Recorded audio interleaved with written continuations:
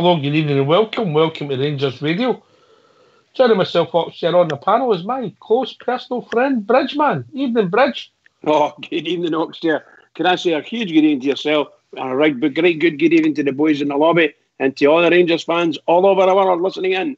Good evening and welcome to Rangers Radio.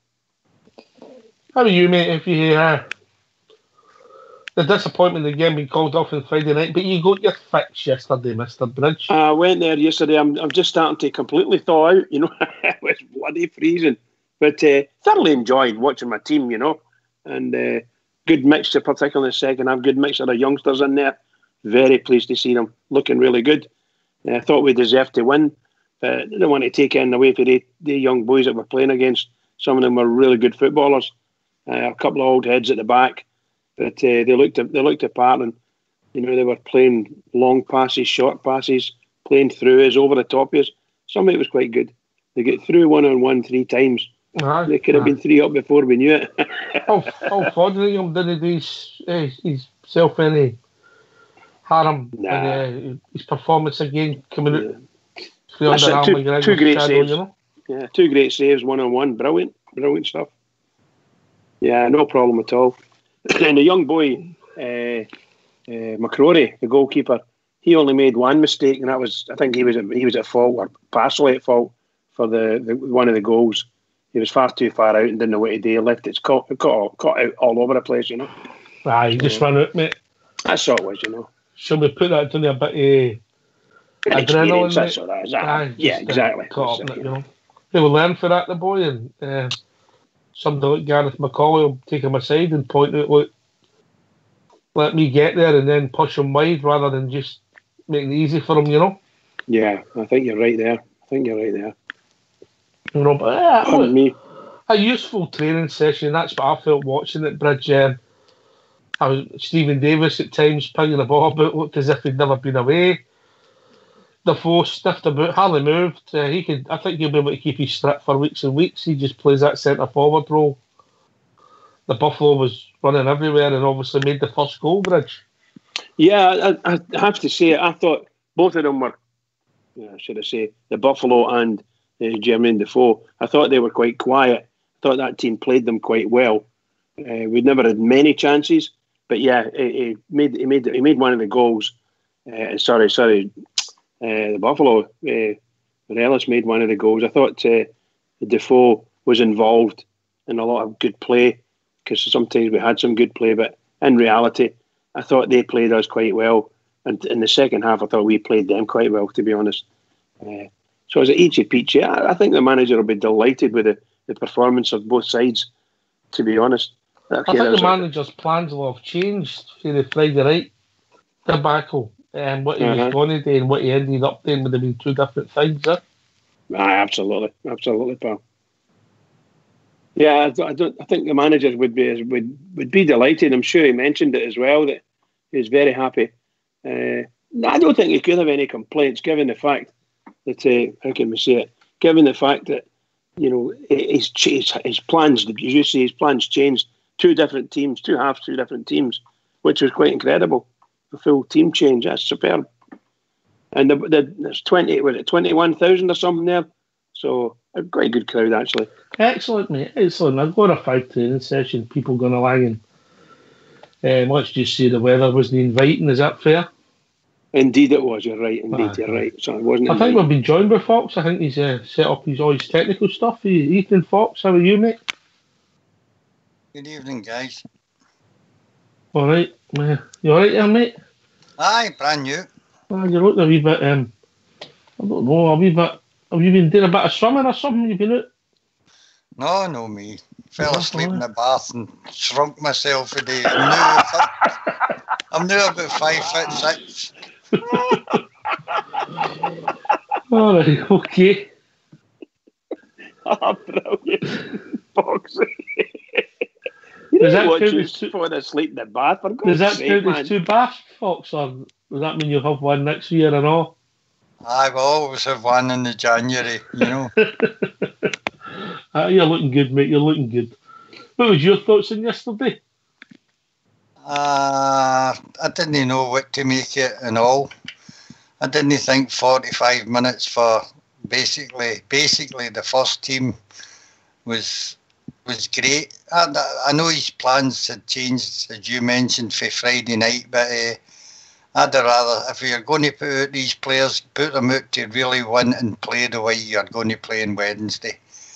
I was a bit disappointed, to be honest with you. I don't think we allowed the two star players as we brought in January. I don't think we allowed them much time to play together with the rest of the team, and I thought they should have stayed on for the 90 minutes, the whole team, and just added the usual substitutes. That's my opinion, but probably no MD else's. Well, wouldn't it be the first time you beat on your own? Look, I think it's a hard thing when you've got a bounce game training session, whatever you want to call it, Bridge. You leave somebody too long, they get injured, you don't give them enough minutes, you get shirked. You wonder sometimes what's the point, really, I think that I thought that Stephen Davis had a better half, shall we say, than Jermaine Defoe. But then I was only looking at how much he put into the game. He had some sweet passes, 30, 40, 50-yard passes, superb stuff, straight to the man's foot. He never got much, shall we say, penetrating runs, to be perfectly honest with you. They were quite a packed defence, very tight. And I think we saw a lot of people not going in past that yard where you can get a wee nick or a wee kick and so on and so forth. So they tried their best to stay away, keep a wee bit distance. Well done to them as well, to be honest. But I thought I was more happy with what I saw with Stephen Davis than I was with Jermaine Defoe. But that's not, I'm trying to take in the weight of Defoe. I just think that team played them quite well. That was my honest opinion there. Jermaine Defoe's only going to get judged in one thing, Fox. Goals in the back of the net. And, that's it, mate. I didn't think we produced in that 45 minutes. I don't think we got him in enough. We got him in one chance where he slid it well past the post. Maybe that was just down to Mark's sharpness for him. But apart from that, his movement was good up front. Helped Morelos, and he's I thought Morelos had a sort of free roll. I don't know what you thought. I thought he kind of did it. Drifted across the park. He played no different positions. Showed another side to his game for me. As yes, he's capable of being an attacking midfielder if we ever need him for that. He's poised on the ball. He can beat a man and he can find the passes he did with the ball through to Arfield. And I quite enjoyed his performance. I enjoyed Davis back in the Rangers shirt again. No, not that I thought he was superb. I just thought he added a wee bit of just some of his quick passing at times. You could just see he was a level above what we've got. It wasn't much, but it was enough to see that there's still a player there. Anyway, if people want to join us, give us their thoughts of maybe what happened on Friday and what happened yesterday. What's the number, Bridge? The number's 0141 356 1972. Got my 7 and 6 mixed up there. We'll try that again. 0141 356. What's the number? 0141 356 1972. Apologies, gentlemen. Apologies. And ladies. Where else can they join us, Bridge? They can join us on Skype at rangersradio.online, and Fox will look after them, bring them in. If not Fox, it'll be Old School Blue. He'll look after them too. It'll be great to hear from you. Some great callers, different callers, guys that we've not heard much from. It's great to hear people's different views, Bridge. Oh, fantastic. I mean, I tell you what, last week was just brilliant, Some of the people we had on were just incredible. Great to hear them, like Boswell, coming back. And I think he's been away for a while, hasn't he? So he's not been on for a few weeks, Boz. It's just brilliant to hear them. And again, it gives you a different slant and what they think of what's been happening. Now the fact that we've made a sort of large couple of steps up to where we are now, we're fighting for the league up there at the number one position in the league, and it makes a big difference to what people think as well, So you're getting some marvellous comments from people, just brilliant to listen to. I've really enjoyed the last week or so. It's been the best we've had it for a long time, really. All right. Some of the best times, and you've been on mute, mate. Exactly. I get your point about the game and the build-up. I'm feeling genuinely excited about this game on Wednesday night and apprehensive because it's a big game, Bridge. Yeah, apprehensive. That's a good word for it.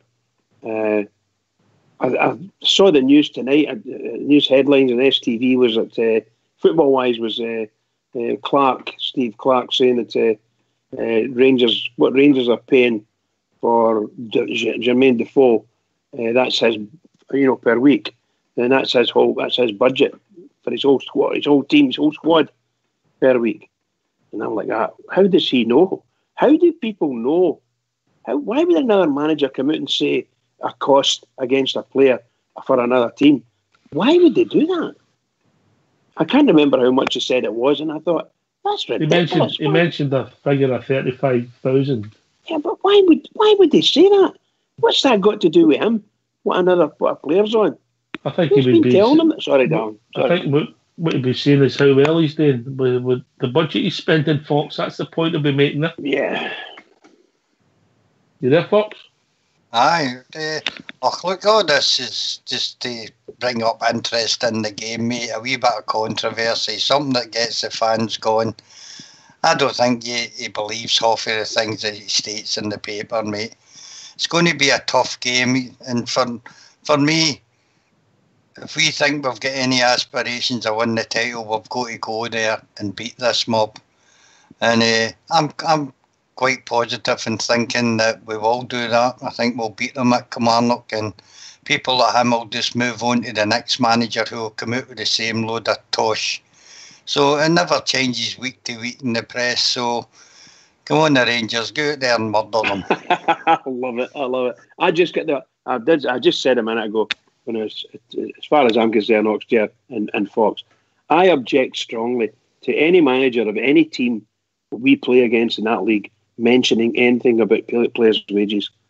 That man's turned around and he's put a lump sum of money out and said that's as much. As far as he's concerned, Rangers are paying one man for that. That covers my whole squad. And then, of course, that means what just as Ox said, well, away you go, let's go on with it. We're doing really well in the league and so on and so forth, even though we're poor. I just can't believe that they're allowed to do it, even by the authorities, the SFA. I mean, SPFL should be turning and saying, what are you doing, Tom, any other player in the league? Just daft. Sorry, boys. Sorry, it's just me. Aye, a wee bit touchy, Bridge, you know. Oh, I'm very touchy. And I have to say, I said it on Friday night, it's turning round.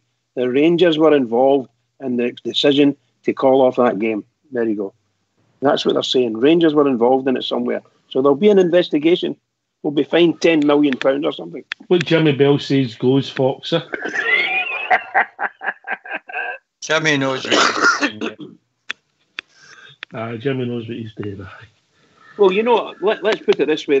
I saw a wee clip about from a radio show, and it was a guy speaking to Gary Boland. Is that the he used to play for us, didn't he, Gary Boland? Yeah. Aye, on you go. He used to play for us. He was being interviewed by somebody for the BBC, and he was asked a question: if it had been Berwick Rangers that you were playing, would that game have went ahead? And the guy said, aye, definitely. So what does that tell you? He's got a problem with the official that called it off, mate. He's going to take it up with the official that called it off. And I've got a problem with the officials calling it off at that time when there was any doubt for the absolutely, that should be called up at 1 o'clock. No problem. Thousands of people that are starting to travel. That's my problem with it, yeah. We've said this so many times. It's disgraceful. It's just disgraceful. All right, people want to join us. What's the number, Fox? Can I go to you, Bridge, Casey? No, too many 6s and 7s there. The number is 0141 356 1972. Or join us at Skype at rangersradio.online. We've been brought into the call. Just to let Dutchie was asking for something in the lobby earlier on. Dutchie, I'm working on that. I might have a solution to your problem. Okay, where are we now? Worthwhile exercise yesterday. even more worthwhile because of the Friday night game? Bridgman. I think it was really, really good. And I thought how fortunate we were that it had been arranged. And obviously, I think it changed what the manager wanted to do. But I thought it was really good what he did.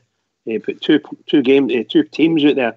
So he's got most, if not all, of his first team squad on the pitch during that. He got them some minutes, which was marvellous. Considering there was a game called off, a Scottish Cup game that a lot of these guys would never get near.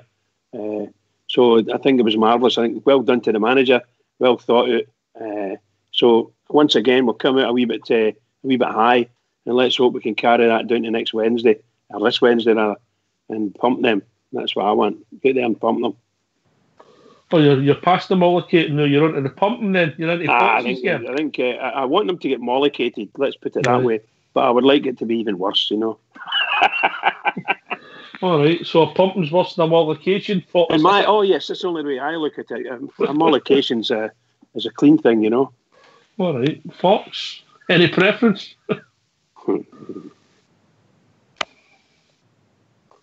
Oh, he's gone, Bridge. It looks like it. He's still there, but he's. I think he's in the bath. He's in the bath. Oh, he's doing a bridge. You back? What was the question? I already stated that I didn't think it was a worthwhile exercise, if that's what you're asking me. Bridge was saying about Wednesday night, he wants them to get pumping instead of mollicating. What's the difference? Pumping them is more aggressive in my way, I think. Yes. All right. Kick them off the pitch, that's what I want to do. Right. If we go out and play, and we play at a tempo, what we did, and we get the goal, like we did at Ibrox against them, and we don't stop playing, we'll win the game. We'll get better players. I think you're right. What we're seeing here is a well-organised set-up, mate, and a kind of dodgy pitch. And it kind of levels that part of the equation out for me. I think it'll be a dog fight to the end, mate. It'll not be a classic, but I think we've got enough just to see us beat them down there. I think, to be honest with you, I think we're now into the realms of this is the biggest game of the season so far. There you go. Again, means so much to us. This will be, to me, a great springboard for the start of the year football, and get right in there and do them, Rangers. Get in and do them.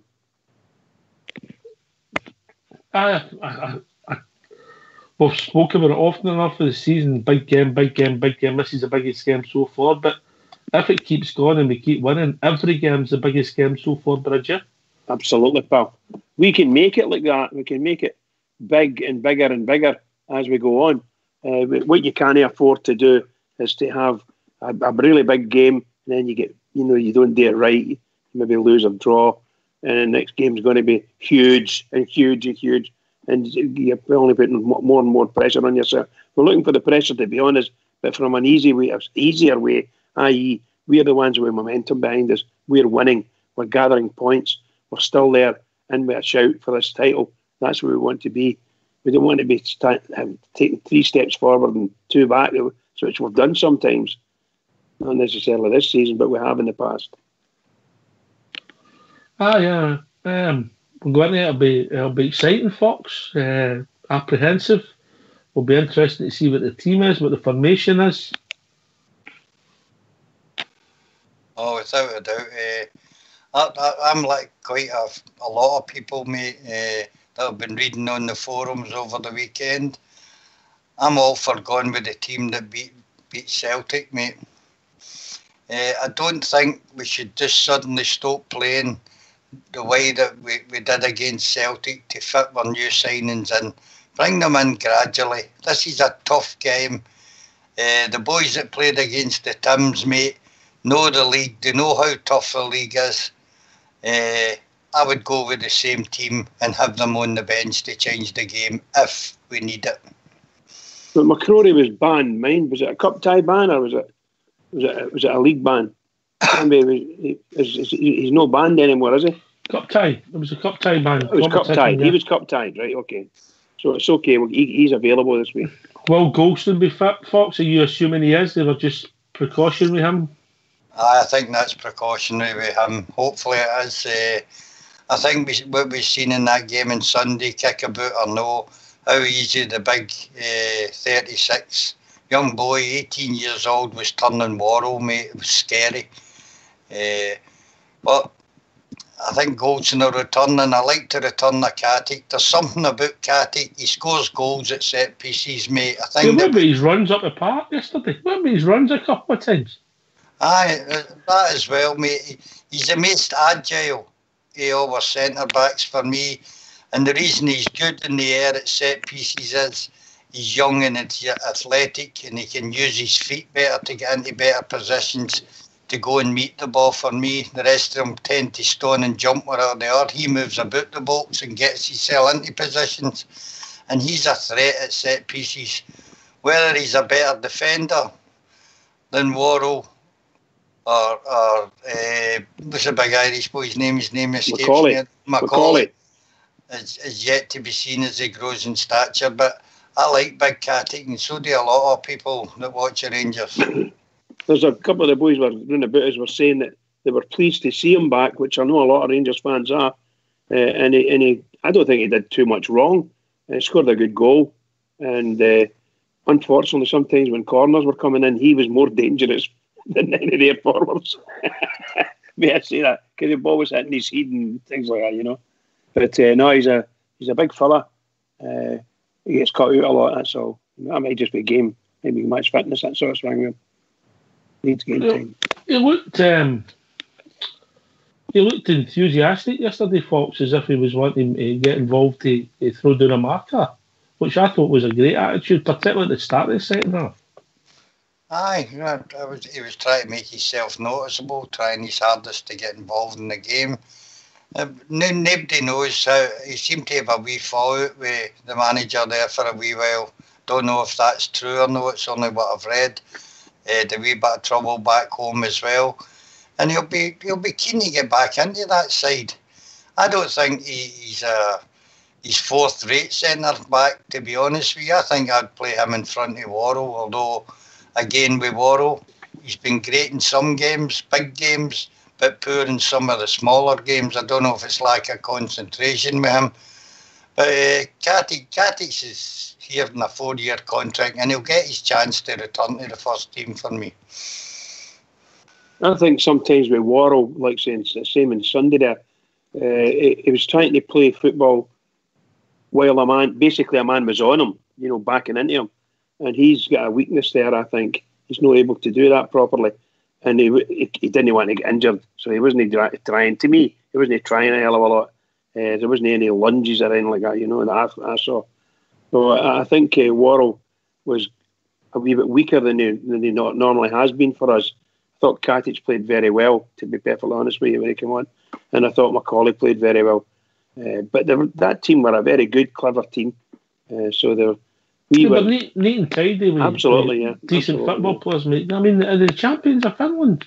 Yeah, I think they've won the league. They won the league by one with 16 points. 16 points. They won. So I think their season's no long finished.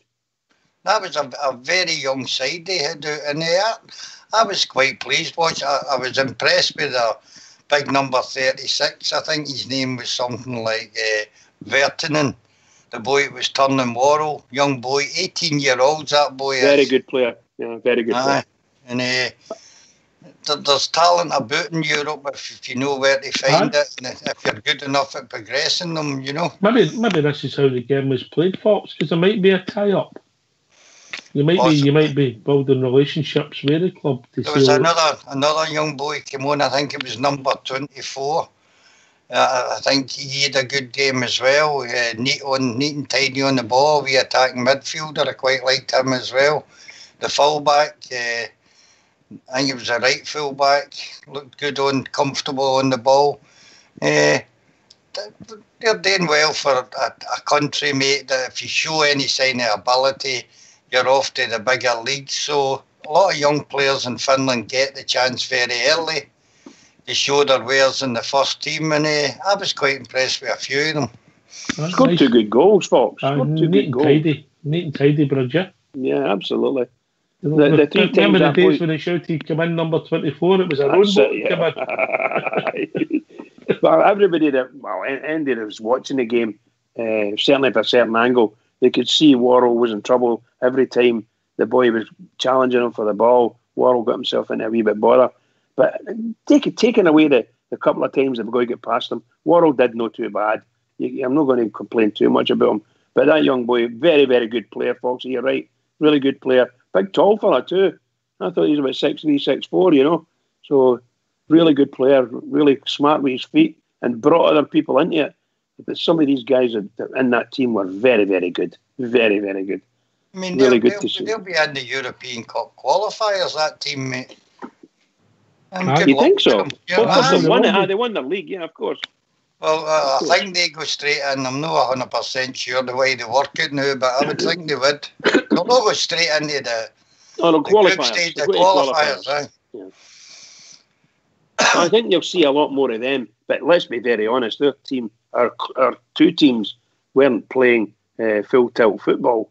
There was just a nice friendly. It was a good friendly.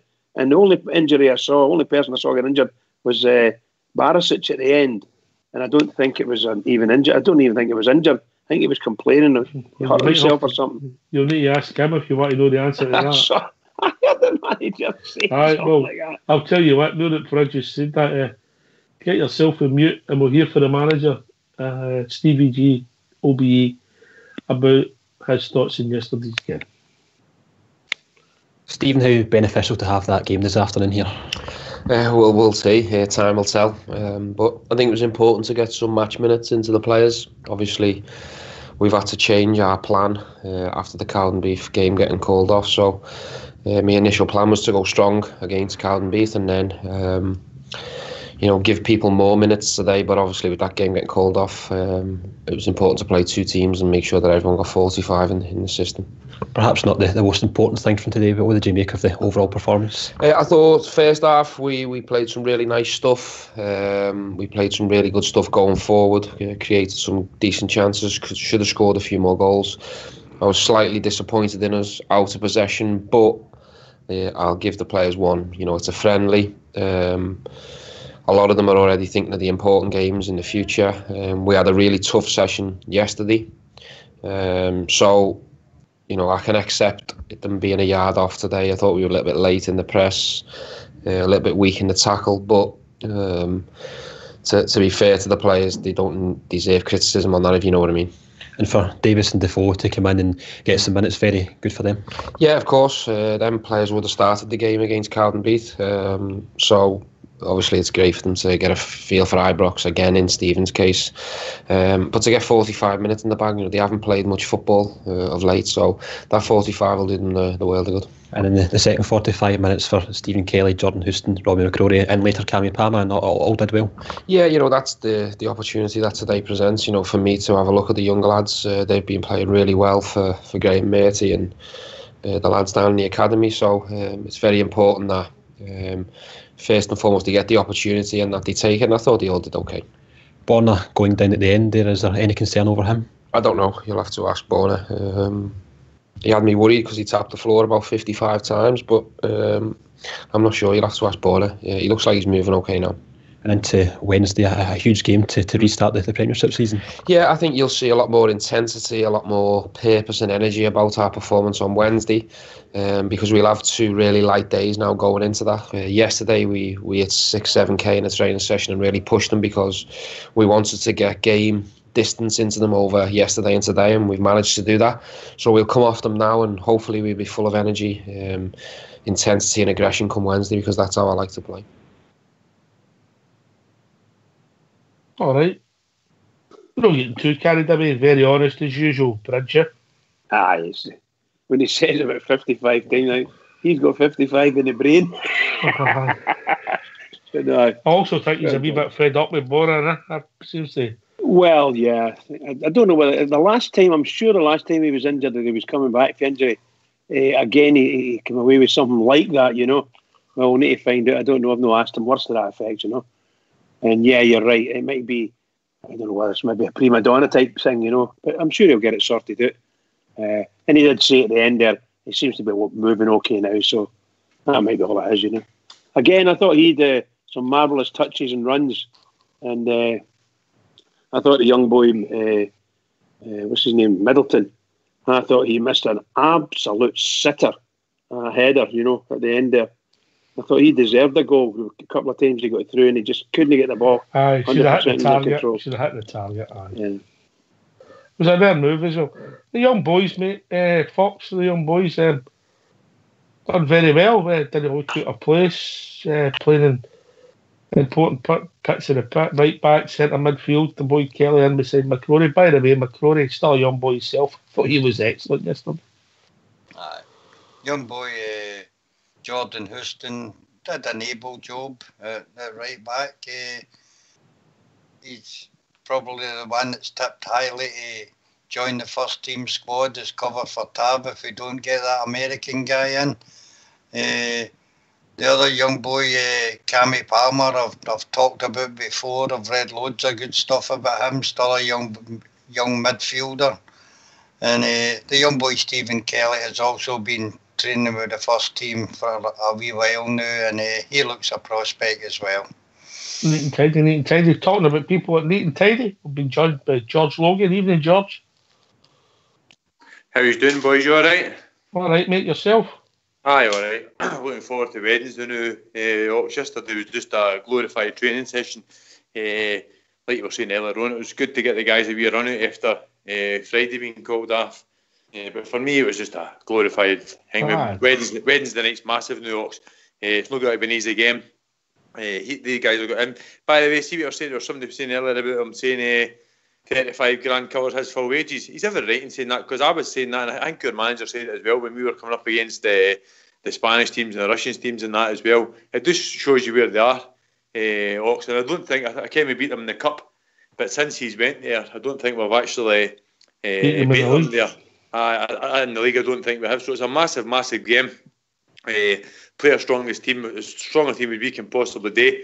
And I think I'm with Fox. Play the team that beat that lot on the 29th, as close to that as we possibly can anyway. But for me, in a roundabout way, I would try and get Steve Davis in that team. He's somebody for me who would probably be able to unlock that defence. I think he's just that wee bit more skillful than what we've actually got. I'm not saying our guys aren't very skillful or nothing. I mean, I think we've got Candias on one side and Ryan Kent on the other side.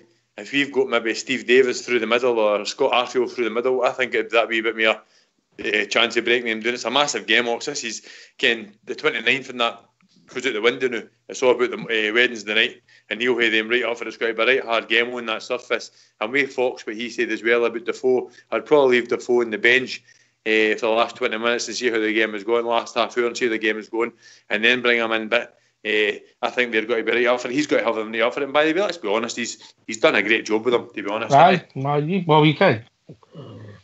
The stats don't lie, George, and he has done a good job. He obviously got them organised. The personnel is pretty consistent, and the pitch is a factor. It's got to be. It's a big positive when you're playing in that every week and training on it. Well, Livingston wants the same, Walks, isn't it? I mean, Livingston are going to get beat at 1.5 hertz at Tynecastle and things like that. And they're beating them 5-0 at home. Again, a couple of boys were saying half, and it was different stories. But the pitch has got to be but you should be able to play football on a pitch like that. Again, it's just sometimes just gets a wee mindset and things like that, Ox, and that's what happens. So, but I don't think any of his teams are going to take a tanking. Ken, I think he's got his team set up well, not to take tankings. Probably, if you look at most of his results, it's probably mostly draws and things like that. Because he'll not get beat, but he's not got to score loads of goals as well. So I think we've got to be able to break this team doing it. Was it 3-1 we beat them in the cup this season, Ox? Aye. That was at Rugby Park, wasn't it? Was it not 3-2? We went 3-1 up, and then they scored a goal in the last couple of minutes. That was at Rugby Park. So we can do it, Ox. I mean, we can do it. We have got a better team. We should be able to get in. There was a spell in the middle of that game. Sorry, George, for cutting across you there, mate. But there was a spell in the middle of that game. Maybe the last 15 minutes of the first half of the start of the second half. We were excellent and had them chasing shadows. Aye, that's right. But the thing is, that's what I'm saying. I mean, we've got the team, like Bridgman is saying, we should be able to go out and beat them. We've got a better strike force, a better defence, a better midfield, so we should be able to actually go out there and beat them. But he'll weigh them up for it, so I just hope Stephen Gerrard's got our boys right up for it. And the way he was talking yesterday, he's got to give them 2 rest days and back in about it on Wednesday. So it's a big game. I'm really looking forward to it. This is we're at this point in the season where we wanted to be at the start of the season. Squeaky bum time, George. Squeaky bum. If we can get to the first game in January, at the top of the league, we're doing well, and we've got there and we're there. So it's something to look forward to. And this is the time, isn't it? And then these next 2 games in the plastic pitches, get them out the way, hopefully with 6 points. And then the journey starts. Right. The train's getting the train will get busy. We'll be stoking it up with coal, Paul. Fit the coal in and get it going. Choo choo. Brilliant. Just brilliant. I think George is right. We should be able to go there, and we've got a squad of boys that they've been there up to the mountain, and they've been to the top. They've played the best teams allegedly in the country and absolutely wiped the floor with them. So there shouldn't be any fear. I don't think they should have any fears. They just need to do their job now, but do it right. They've reached a level. They need to maintain that level, because they must know and be told they must know. They drop at all, and you could end up in a lot of trouble for yourself. So they need to be able to maintain the levels that they've reached and show everybody that they can do it. And it wasn't a flash in the pan, and so on and so forth. And that's what we need to do. And the first thing we need to do it is we go down to Kilmarnock and we mollocate them first of all, and then we give them a good pumping. Right, okay, well, enough of the mollicating and pumping. That's cost a lot of hassle in the lobby, you. Fox, you've said the same team. Does Worrell play in front of Macaulay for you? Well, I think that team had a lot of momentum going and coming out of the Celtic game. They've all played, most of them's played together all season. I just think that it would be silly to just move everybody, start moving people out of different positions to fit in the 2 new guys. Introduce them early, introduce them off of the bench if we need them, see if they're game changers or not. For me, I just think that it was a very strong team we played against Celtic. It was a very workmanlike team, and we need that sort of intensity to overrun Kilmarnock. Kilmarnock will sit and try and frustrate us as per normal, and look for that one time we overcommit and try and break on us. And that's what we need to be watching for on Wednesday night, is don't overcommit too many times and leave ourselves open for the sucker punch. And if no, I think that team is good enough to score maybe 1, 2 or 3 goals against Kilmarnock. I hope Golson's fit. I hope he's fit. I thought it was a great game against that. George, I know you're a more cultured right back. These 2 centre halves don't know a lot about football, but who are you playing in there? You're picking the team?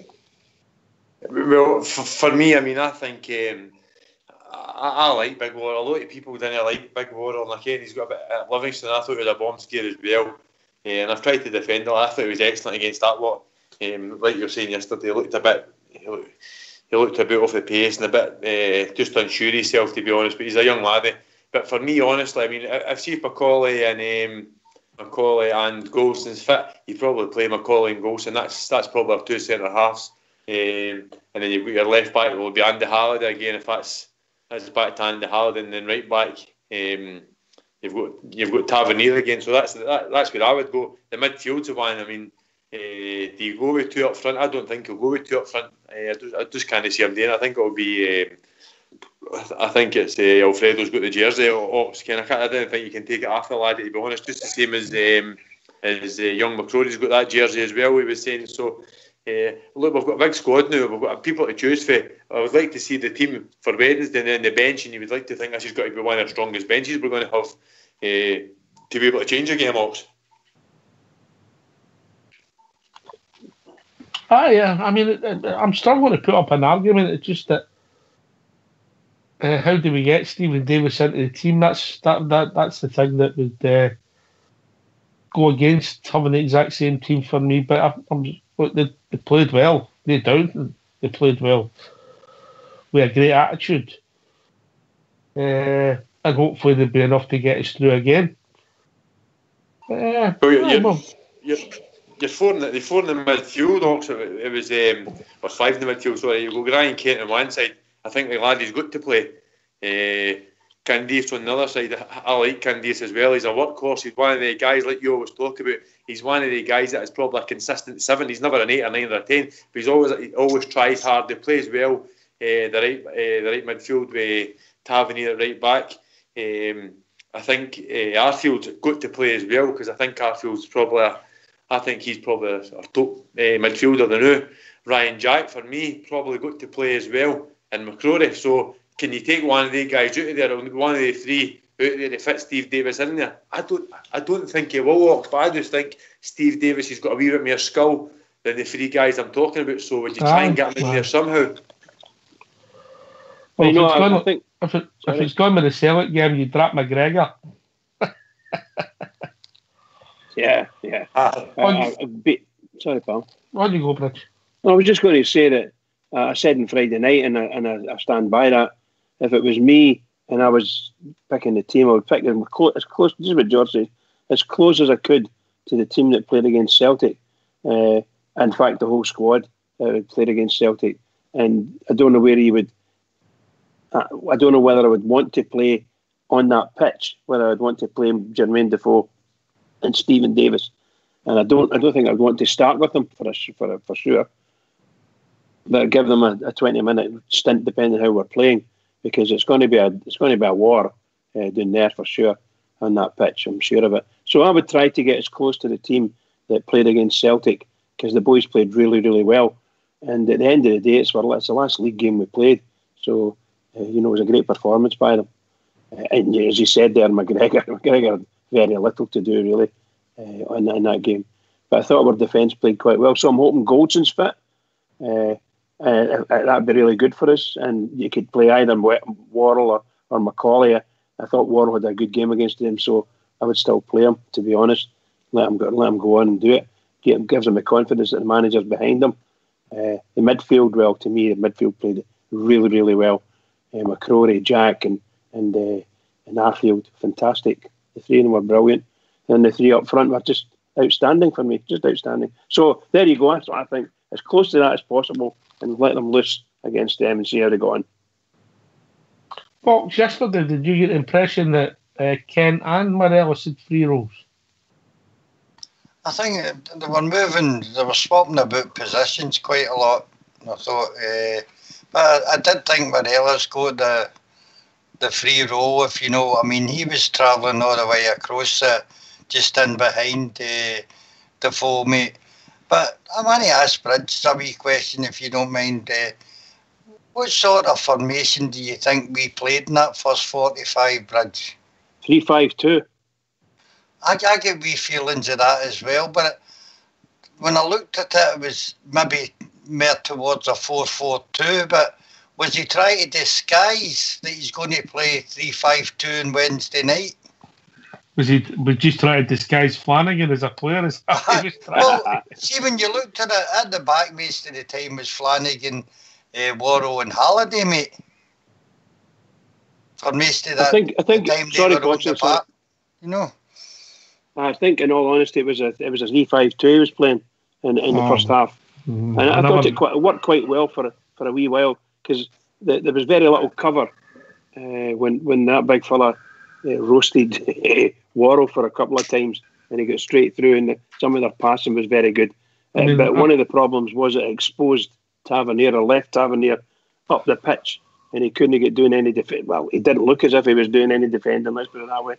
Tav for me was in the right back, Andy the left back, and when one of them moved forward, we played with a 3, but only because either Halliday or Tav went forward with the ball. I never seen it as a fixed 3-5-2 at all. To me, it was definitely. To me, I saw a 3-5-2 there.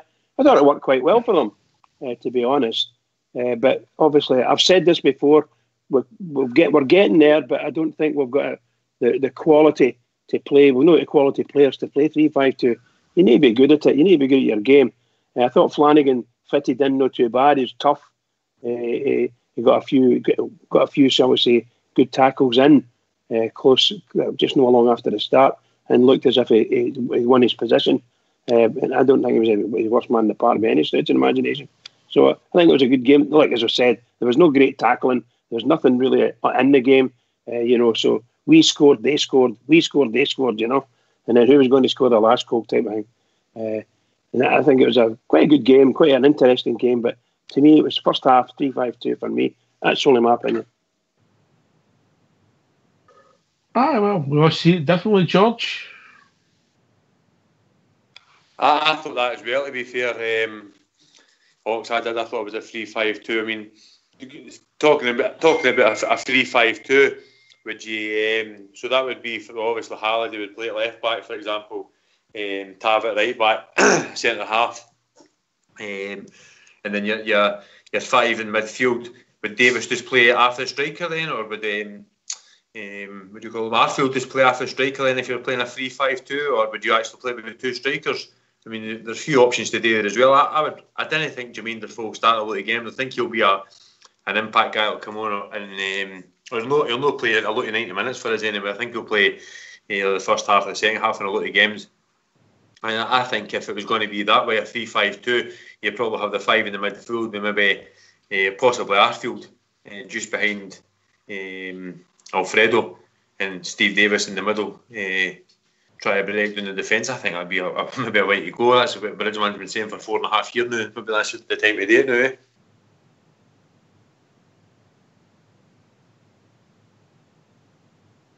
Here, George. Here. I think somewhere along the line, the manager will, if he wants to do it and be, shall we say, flexible in any way, shape or form, he needs the players to do it. And you could have four good centre halves in our team, so you could certainly use two of them. I don't know if you could use three. I don't think the four of them are good enough to be a three. There's no three real quality players in there, in my opinion, because they're imbalanced. Every one of them's right-footed, so you got a big imbalance there. That's why I've always been saying for a long time now, you need a left-footed centre back to balance the team up, and you'll not be far wrong. That's why I thought Halliday played quite well. He was playing left side of a three, and it was natural. He's a left back anyway. He's been playing left back, so there was no strangeness in it. I'm not saying we never ended up with three at the back or we sprung it, but I can never see how we set up with that. If you think of the chances they had, one was a ball played into the inside right channel when Halliday should have been there. The boy turned Worrell and bang. Worrell going Flanagan in the back. The other one was when Tav get done in the right back position when he gets skint. And the next time we were at sixes and sevens because we never had. I was never aware that Tav was playing outside or inside Candias on the right hand side. On the right hand side of the park. I could see that we'd players with a free role, but I didn't see a deliberate 3-5-2 yesterday. I really didn't. Strange how we can see things slightly differently. It's funny. I mean, I was sober as well, Pitch. I know. I was. One of the reasons I'm saying about sometimes the weakness in the players that we've got is about 3 times Worrell was clearing the ball yesterday, and one of them he ended up kicking the ball for a corner. Now, if he was a left-footed player, that'd have been up the park. It's just sometimes he's in that position. We've seen it in the past, So I think to get a 3-5-2, a proper 3-5-2, you would need a better, stronger left-footed player. So that big fella plays for Millwall, is it? You were telling us he played for Jack Cooper or something like that. 6'5", bring him in. He's going to be able to play, isn't he, George? Of course he can play. He can play football. He's doing it now, isn't he? I mean, because you're tall doesn't mean you can play, George, does it? Oh, George, no, at all. Well, hey, you, George, 6'1"? Something like that, Bridge, aye. Yeah. But when I jumped on 5'8", it was one of the amazing things, eh? I see the heard the day today, it was Paul Young was saying about he thinks that we'll get Ryan Kent on another 6 month loan deal. Oh, that'd be brilliant. heard We them were saying just that talking they- about him last week, weren't we? Aye, I heard them saying that because he spoke about the boy for Dundee maybe coming in, he said it's not going to happen now, and then he says about the boy for Kilmarnock coming in, he said I didn't see the point in that now, he said, because for what I understand is Rangers we've asked to get him on a year's loan deal, another year's loan deal, and seemingly it looks like we're maybe going to get him another 6-month loan deal. We'll take it to next Christmas. If we can do that, I think that'd be a great signing for us, Ken, because you look at the folk that's got to be leaving. He'd be a big signing for us. I don't think Liverpool would let us buy him, but I think we probably want to do. But I think they want to keep him on his books just to look at him. But if we get him for another 6 months and we can keep he can keep improving, I think he'll be a big player for us. I think it was great yesterday, Kent. But I wouldn't judge anybody too much in yesterday's performance. His benchmark was the 29th of December, Georgia. It was Ox, but I mean, Winner's Day come in and out of games all the time, and you said it yourself a couple of times when he wasn't going by guys and things like that. But that 29th, I think he stood up and he done his talking on the park that day for everybody. I thought he was outstanding that day. I thought he ran amok. So that's what I'm saying. If we can get him on another 6-month loan deal, that would just be fantastic for me. Like, But I'll give the boy a bit of what this team want me here, and we can see where it takes us. Some people like the arm round them. Would you be surprised going forward if the three up front is Kent, Morelos and Defoe, mate? With Morelos on the left, as he kind of done in parts during that game, and Ryan Kent the other one. Both of them capable of getting into the box to bail out Defoe. I think that could work for us as well, you know.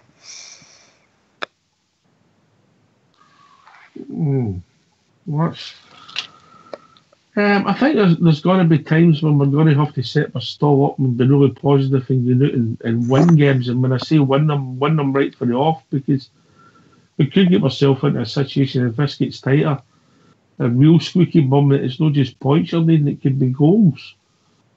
So I think you might have situations where you're telling somebody, give us everything you've got for 60 minutes, and then you might be getting substituted, you know. And if that does happen, that means you're right in the mix, and it's going to be really exciting, Bridget. Oh yeah. I said on Friday night, what I thought was get us to the end of January, because we've got these away games on these rotten pitches against Kelly and against Livingston. Very tough games for us against those two teams and those pitches. So I'd rather keep the best team that we've got, or the core of it, the best team we've got. So I wouldn't use, personally speaking, I wouldn't use those two players. I know they're the best big stars and we should be playing them, and we will at some point, but I'd be a bit wary of these pitches and the cloggers. That's what I'd be a bit wary of. So I would go as close to the team that played against Celtic, who played very well, and bring on Davis and Defoe in the second half, change the shape a wee bit, gives you an option. We'll be joined by Boz just for a few minutes before we go to tune. Evening, Boz. How are you doing, mate? Good evening, everybody. How are we doing? Hi, Boz.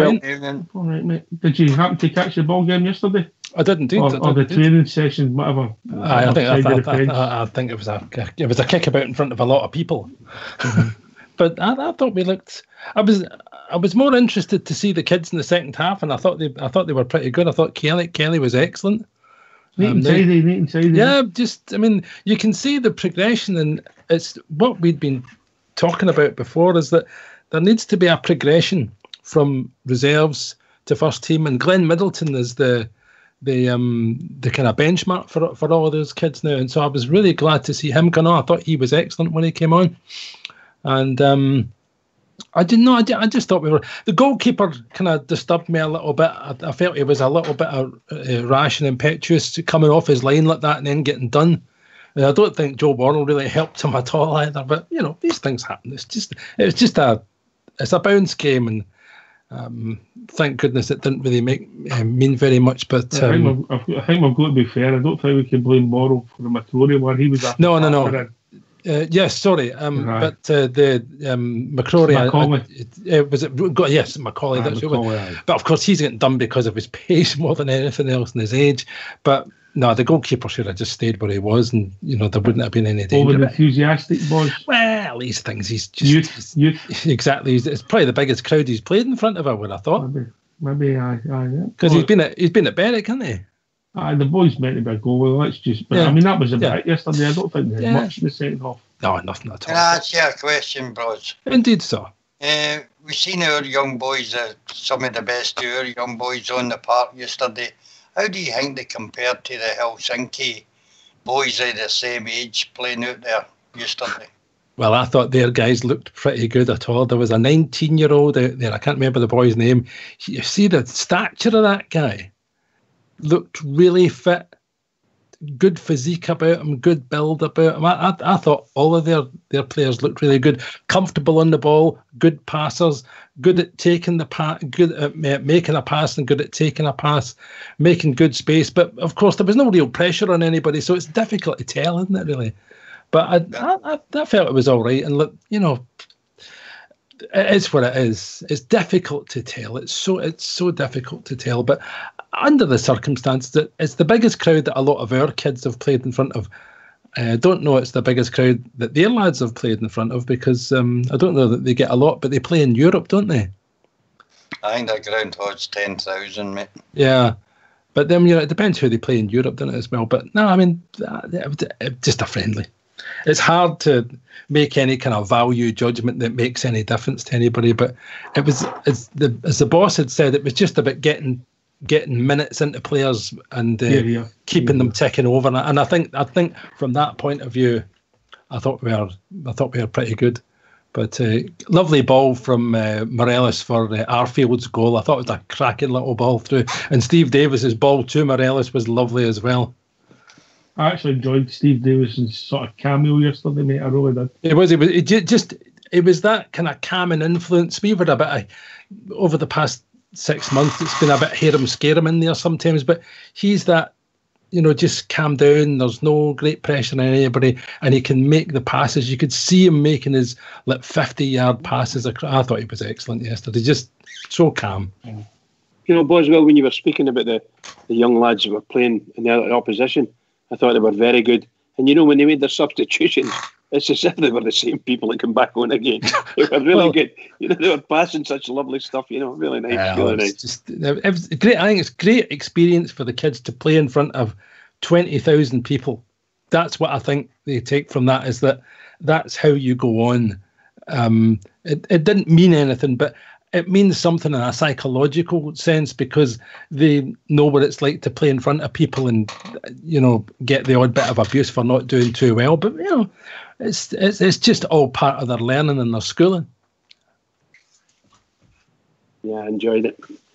Freezing, mind you, I must admit, as I said earlier, absolutely perishing, but it looked really a bit brassic, really it looked a bit brassic. He was roasting when me and boys were watching it. It was, yes, I was lovely and cosy in here. Anyway, get yourselves on mute, man. Between Fox and Old School Blue, they'll use a tune.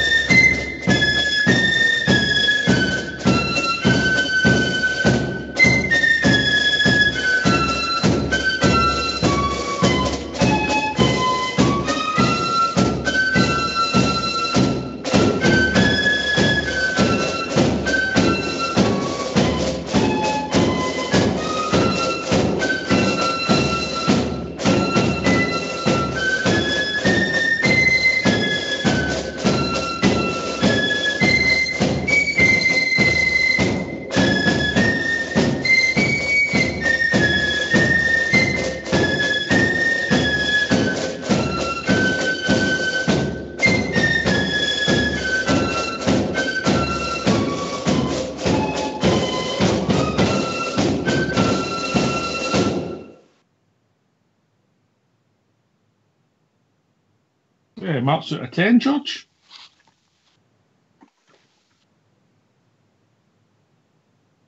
I think George will give that 10 out of 10. 10 out of 10. Oh, Blackman's Dream, great tune. 10 out of 10, definitely. Great tune. That's all Mac's favourite. That's an excellent tune. Blackman's Dream, one of our favourites.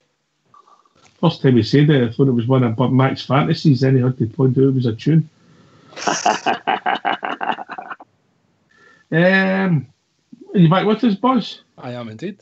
All right. This season, the momentum, obviously, Wednesday night's game, it's starting to grow, and it could be really interesting. It could come down to a bit of luck, goals, a lot of things. But if we can just hold our bottle and just start grinding out results, we can do this. I agree with you entirely. I think that we need to get games like Livingston away, Kilmarnock at home, Dundee away out of our system. That they need to be things of the past. Us going up to places like that, and we're going to have to be doing it in the coming weeks and months. We need to be going up there and knocking 3 and 4 in. And I know that that's a bit flippant, and I don't think it's disrespectful. I think it's what we expect as a support. Because going up to Dundee and getting a 0-0 draw for Rangers at any time is unacceptable, especially if there's poor application, which there was that day. And then the 2 games against Aberdeen, the one at Hampden and then the one at Ibrox, utterly unacceptable as well. And we need to rid ourselves of things like that before I can really honestly believe that we've got a chance of winning the league. Those are the things that I get concerned about, and I've been called a naysayer before here because people have said, "Oh well, we'll come back a great result and this and that," but then I immediately think, well, yeah, it would have been different had we gone to Dundee and at least won 1-0. Nobody's asking, at that time of the season, it's about it's about points on the board. It's not about performance. It's just about getting the results, and that's what our trouble was. Is we were finding it difficult to get behind teams that were playing almost 2 banks of 5. Do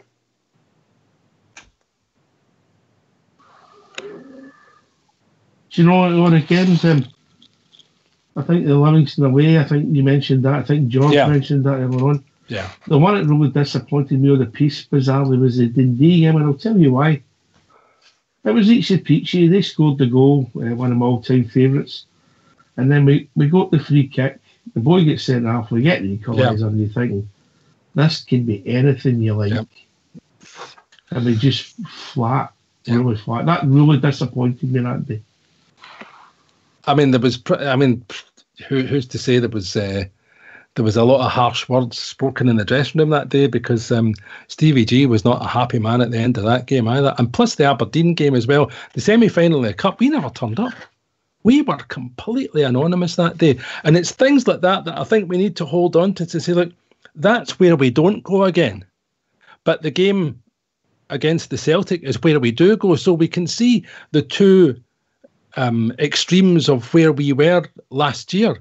As Dundee in that second half was abject, but Celtic, we were fantastic. That whole 90 minutes, we were absolutely irresistible.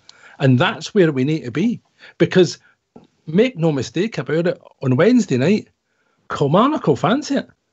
Because they'll have been told, they've been wound up, Jordan Jones, the comments, all the rest of it. And plus, there's a Greg Stewart issue there that Stevie Clark's come out and been a bit unhappy about. So he feels completely kind of victimised now. So that's the whole mentality. So they'll go out fancying it on Wednesday night, but we need to fancy it more than them.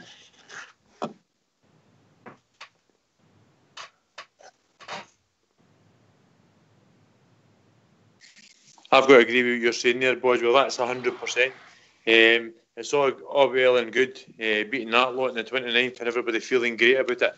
But the reality about it is, boys, see if we'd beat Kilmarnock, if we'd beat Dundee, and if we had beat Livingston, we'd be 6 points. We'd be 6 points in front of them anyway, boys. Get what I mean? Yep. So Absolutely right. That's the games we've got to win, and I think that's what I was saying to Ox a wee while ago there. We see at the start of the season, let's just try and stay in contention. Let's see, we were in January. Now we're top of the league in January. They've got a game in hand, but we're still top of the league in January. We've had, in my opinion, 2 successful transfer windows, a good run in Europe. Now, this is the time where these guys have got to say, Ken, son, we played excellent in the 29th, so we've definitely got it. Let's go out and wipe the flare. Now, we should be wiping the flare with teams like Kilmarnock. It's not always that easy just to say it, boys, but we should be wiping the flare with teams like Kilmarnock and Livingston and things like that. Stevie Clark's right in what he's saying. If his team costs 35 grand a week and we've got one player at 35 grand a week, that's the standards. We should be going out, like Ox said there, we should be going out and going 2-0 up against this team and 2-0 up against Livingston in the first 15, 20 minutes and say, well, that's the standard we expect. That's where we should be doing. And it's not always easy just to do that, but we need to start hammering teams. No hammering teams, we just need to start beating these teams. Dundee, Kilmarnock, Livingston. We need to start beating the teams and let the rest of the teams come chasing after us. Yeah, I would agree with that completely. It's all about attitude for me, Fox. You get to a close game of football, you need to have the right attitude. Well, hopefully that's the manner what the manager's going to instill into the side, that every game's a must-win from now to the end of the season. What is there, 17 games left or something? I can't remember the exact. I think that is it, Fox, 17, I think. Well, 17 cup finals and we've got to win them all. Yep. The thing is, we've got to win the league.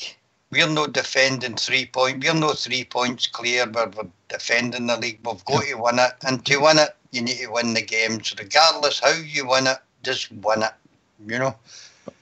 What's it they say? It doesn't matter how you win, just that you do. Yep. But I mean, if we'd have started the season grinding out 1-0 results and terrible football, mate, I think people would have went against the manager. It's a hard balancing act when you come to a club like Rangers where, apart from winning, you've got to give a bit of entertainment as well, or else the crowd get restless, I should say. And it's a difficult balance between knowing just to win and playing a wee bit of entertaining football that Rangers supporters expect, I think.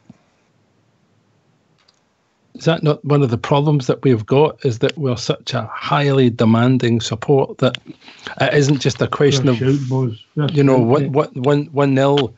I mean, that was the old cry, wasn't it? 1-0 to the Arsenal, that people used to tolerate that, but I don't know that I agree with you, Fox. I don't know that we would tolerate it, but maybe we should start tolerating it because it's just about getting points and results on the board, and that's it. But the other thing I was going to say about this is that what the gaffer's done is bring in good, experienced, seasoned pros that have got good habits and good mentality. Stephen Davis, Jermaine Defoe, Alan McGregor there, and it's players he's peppered about his team. You look at that spine: McGregor, Stephen Davis, Jermaine Defoe, and then he's got Gareth McCauley in there at centre half potentially. So right up the centre of that team, you've got players that know the score, and I think that's the sort of thing that will get us through, because that fans out through the rest of the inexperienced players. So these people lead by example. I think that could be quite important for us. I think also just the midfield, you missed it a wee bit in the midfield. I thought that young McCrory, central midfielder last night, defensive mid, superb, you know. And I think I'd said it before, I didn't fancy him way back at the start of the season. I thought that Koulibaly was a better prospect than him. But my goodness gracious, he's certainly done enough to change my mind, that's for sure. And again, the great performance the other night. Great performance yesterday. Can I ask you, Bridge, do you think the praise that the manager has given Ross McCrory is just a wee reminder to say to him, you maybe need to bide your time yet for a wee while? We know how good you are, but there's not a lot of room to squeeze him into that midfield at this present time.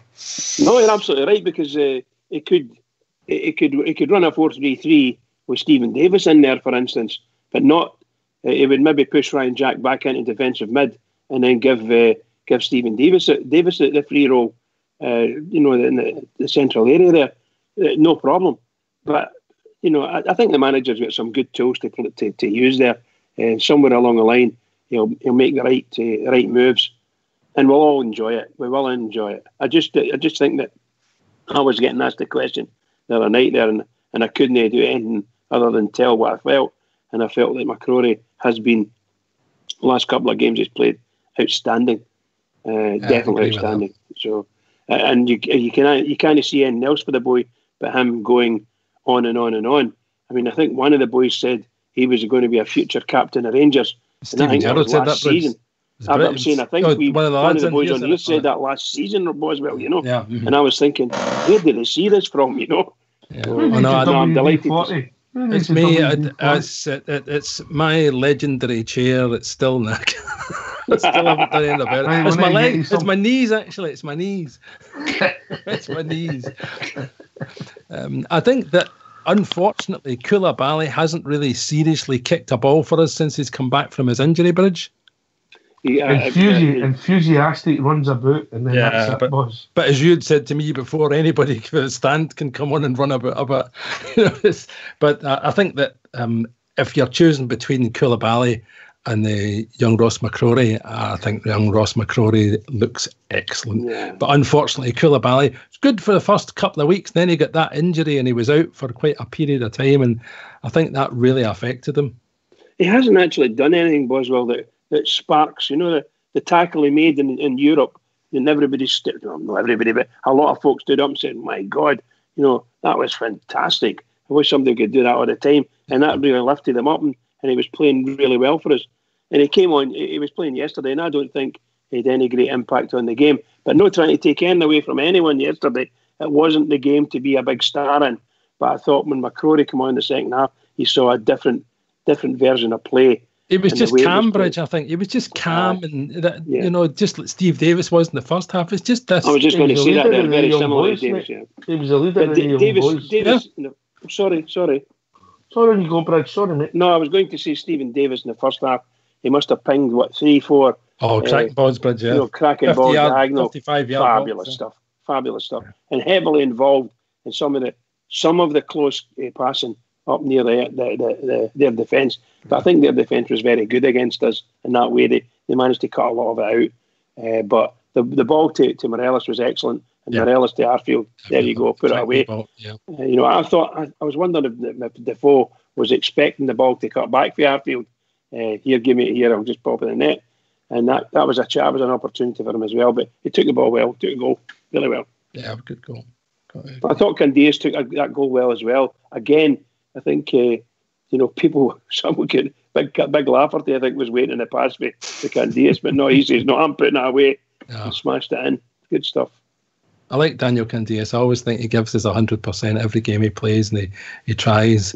And he's got that kind of, I don't know if he does have, but sometimes I always look at him and think about the Petro Kaczynski thing, and I think, well, he at least he's picked one player that's still with us that's actually been able to hold his own as the team's improved.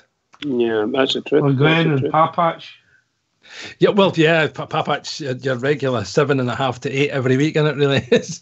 But I think Candias, obviously going forward, and he was given the captain's armband in the second half as well. Yeah, he wasn't. So that would probably make a difference to him. But, he gets a wee bit lost sometimes. That's all. He's like every other player. He gets a wee bit lost. He's not quite got the concentration that's maybe required. But my goodness, when he got the ball, there was only one thing he was going to do. Yep. He was going to shimmy it across there and have a dig, and he did and scored. So nothing against that. And he does try. He runs back a lot. He's a tremendous effort. What a game he had against the Celtic. Everybody should work hard, Bridge, yeah? Yeah, absolutely. Anyway, people want to join us. What's the number, Bridge? The number's 0141 356 1972. I got it right this time. Well done. 0141 356 1972. I'm ever so proud of you, mate. Can I just say something that Bridge was talking about earlier, just before I came on there? He was talking about Jake Cooper at Millwall. I understand that boy's just been offered a new contract at Millwall. That's what I think's happened. So, unfortunately. Well, somebody in the lobby told me a wee bit earlier, just after I had said it earlier, and it says he's just signed a new contract. Yeah, that was probably me. I Yeah. put that in the lobby. Yeah, You put it in there because he's been playing really well, but they've not been doing too well. The other guy was the Tilt from Blackpool. Yeah, and I saw him play against Solihull Moors, and I wasn't very impressed with him at that level. I He should saw be that doing as well. better. Now I've got to come to the same opinion as you. Yeah, he should be doing better against a team like that, I would have thought. I think that I haven't seen much of the boy from Millwall. I thought I was actually thinking it was him from Leeds, but the boys on here put me right. He was actually from Millwall, and I've been saying for a while. It's Liam Cooper at Leedsbridge. That's Liam Cooper. There you go. Yeah. So I'm not the one any Liams. I quite happy with Jakes. But seriously, why would that be, Bridge? I just wanted somebody about 6'4", 6'5", and left-footed and can actually play football. And as hard as nails, you know. Called William. I know. Brilliant, pal, brilliant. What's your name, son? Liam? No, it's William now. That's William. We'll change your name. Yeah, well, people want to come and join us, give their thoughts briefly on particularly yesterday's game or how they think it's going to go going forward. No long to come on at your now. It's 0141 356 1972. Or join us at Skype at rangersradio.online. You'll be brought in the call by the one and only Old School Blue. Is it Aspilicueta at Chelsea is known as Dave? Rodney. Yeah. Well, when Nigel Spackman came to us, McCoist apparently said, nobody's called Nigel, you'll be known as Rab. That's good, that one. I like that. Player he was. Fantastic player, Spackman. He scored in his Old Firm debut. Was that not his debut? Yes, it was. It was his Old Firm debut and his debut. First game for the Rangers scored. From about 2 feet or something like that? Oh, 40 yards. Was it? It could have been. Right. They don't shoot me 40 yards. He's got that Kaya Hansen calculator on that one. Brilliant, yeah. No, I must admit, Boswell, that Oxchair's been saying Nigel Spackman was one of the best players that he'd ever seen for Rangers.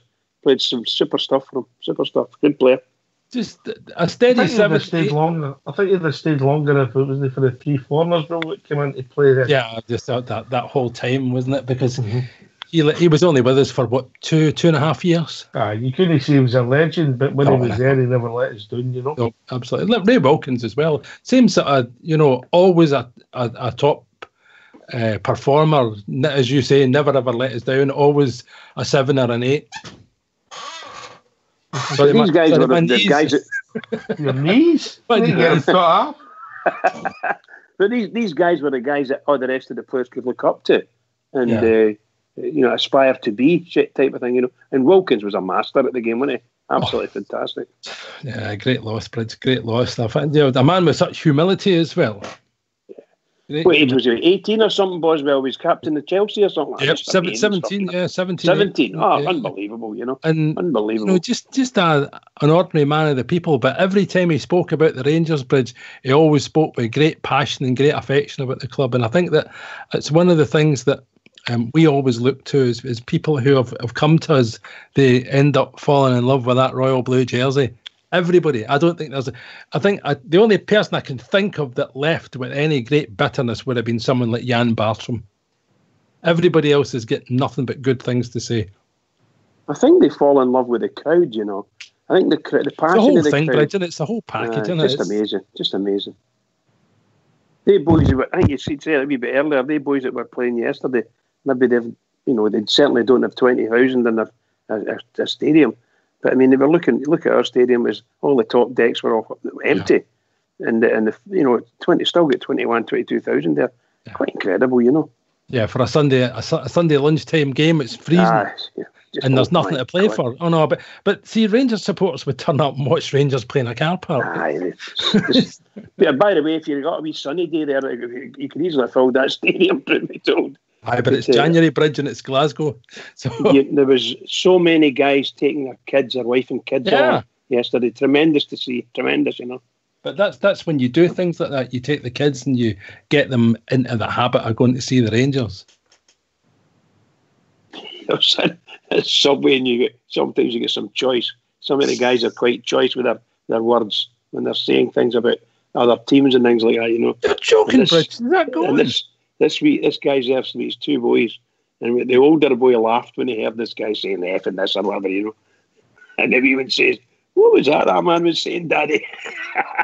And Dad's going, "Shut up." As if. That's terrible. I wouldn't have thought Rangers supporters would have behaved like that, Bridge. Oh, magic. That must be all the boys, bad boys getting on at St George's Cross. It wouldn't have been in the finest. Aye, right. That's all the Partick boys. That's your Maitland Street mob, that would have been. Oh, murder. The finest people in the whole world. Here we go, we're talking about this. Safe Haven. Past Crow Road as you go up towards Thornwood, is it, Ox? Finest people in the world, mate. Finest people in the world. I'm sure they are. Well, I liked my time in Partick anyway. Some dodgy bed and breakfasts, I can tell you. How could that be, Fox? How on earth could that be the case? Well, nothing that's a private joke between me and Ox. Only bed I've ever slept in with somebody that's got a mountain in the middle. I don't know who was more scared of who was going to cuddle who. Enough. Too much. Say no more, please. Give the man a chance. Oh, I'm no commenting that one. Fifth Amendment. That was a bit of an evening, right enough. Fox got another couple of pubs he'd never been to under his belt, didn't he, Fox? I did. Yeah. Fox, the young boys, I don't think we'll see much of them in the run-in, but it looks as if the boss has got some high hopes for some of them, eh? Aye, I think we will see some of them. We've got the league tied up with 4 games to go, mate. He'll probably give the young boys a wee run out, I think. Well, good man. I hope you're right. Are you still with us, George? Keep seeing him. Aye, I'm just listening. Aye, I'm still here. Aye. I don't think we'll see much of young boys in the run, and I don't even think we'll see Middleton much. I don't think so either. Middleton's done his job up to now. He's had a few good games for us in Europe and things like that. I think he's still got a look to learn, Knox. And if we can keep, bringing in, like Boswell was saying, I think we were at that Livingston game. I always remember, like, Alex Ferguson and all these guys talking about the Man United team. You can't just go about a full season with young lads. It's just not going to work. They're always going to have ups and downs. And that Livingston game was that for me. We just had no ideas. We got bullied off the park, and the big centre-half boys at the back bullied us off the park and things like that. We never had any. And now we're bringing a couple of seasoned pros. I think these younger guys, probably Middleton, will probably not get many games, but I think he's got a big future in front of him. But maybe, he wasn't supposed to be in the squad, to be fair. He was only got drafted in the first team squad after our pre-season. Got made into one of the 25, so he's done no bad to get the amount of games he's got so far. So I think if he just takes a back seat for the rest of the season and plays with the 21s and things like that, he'll be a better player for us next season. And the thing is, he's one of our players. He's not a lone player. He's one of our aim players, Rox, you know what I mean? Yeah, just on that, that was 400,000 into the Youth Academy the day. I don't know if you picked that up, George. Yeah, I did. I seen that. That's brilliant. Great. That was like the boy it was on last year. I think it was last year you had the boy on Remember Teox. Aye, he was explaining how it all worked, mate. It was quite really interesting. I didn't know nothing about that. And you see the way he explained it all out and things like that. The amount of money it's been gained to 8 million now. 8 million. That's absolutely fine. And I knew nothing about that, Oxen. There's another 400,000 now. When you see things like this, you always come back. The boy's name was Colin, I think it was, wasn't it? The boy it was on. Is that right? Is it not 800,000? I thought it was 800,000 in the last 3 years. No, I think in total since 2002 it's 8 million. Sorry, 2000. Sorry, my apologies. It's a lot of money, boys. Ken, it's a lot of money, but we didn't even care where it was going. But this is what we are as a club. It's about Rangers supporters are for our own. We're happy to give. That's why we had 21,000 people there yesterday. As I say, George, is that people would turn up to see Rangers play in a car park. They don't care if it's money for the Rangers. It's the shirt sales were important. The bricks are important. The Rangers lotto, all of those things are hugely important for our club, and they might be more important because of what we've been through. And people realise that we need to rebuild these things because our club was in one hell of a mess when Dave King took over. But you can see we're getting on our feet now. I think we've got someone come in. See these getting publicised, and they don't mind their £5 or £2 and all the money that they pay in. They don't mind it. Obviously, all adds up, George. That's the thing. Well, that's a caller. Well, enjoy evening, caller. How you doing? You're very quiet. Who is it? Can you hear me? Aye, we can hear you. Who is it? Tell people who you are. It's Stephen Fairshire, buddy. I've been on before. How are we doing, mate? All right. Aye, no bad. I noticed today in the hotline, folk were saying about Morelos yesterday. I don't know if you noticed. They didn't look happy with the phone in the park with him or something. I never seen it myself, but I don't know about yourself. I never noticed it, mate. I never noticed it. He looked pleased when he made the goal for Arfield, didn't he? Ken, how that happened before? Like they were saying, like he likes to be the main attraction up front of his cell, but I never seen it myself. I don't know about yourselves. I never seen it. Frenchman. Never noticed anything like that. I think that thought the two of them were quite quiet, and for the 45 minutes they were quite quiet. Involved in the goal, made another couple of wee runs, and maybe half chances for Jermaine Defoe. But I didn't see any. I thought, to be honest, it was a very big day for Alfredo Morelos. This is his old team coming to play against the Rangers, and he was playing for them, and they were wanting to make sure he didn't do well, and he was wanting to do well, and it's kind of didn't work out too greatly for him. I don't think he was the best man in the park, and I don't think Jermaine Defoe was either. But I thought they played well against them. I thought they played them out of the game at times. But no, I didn't see. I wasn't sure whether it was just fans making out something that's not there, if you know what I mean. No, I don't think it was maybe like that, because the grass was the disease. People were phoning in about something else. It would have been a comment from Declan Vicroy, presumably. That's normally the sort of thing they have on the Daily Record hotline, isn't it? Really. Mm-hmm. How do you think things are going, Stevie? Are you pleased? No bad.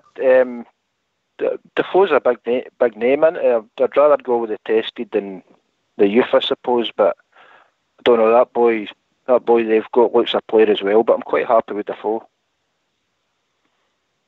I think that you've got to see players 5, 6, 7, 8 games before you can judge them. But Jermaine Defoe only be judged in one thing: played for us, mate. Yeah, that's it. How many times he puts the ball in the net? Hopefully it lives up to his name. You're right. Mm-hmm. Can we do it, mate?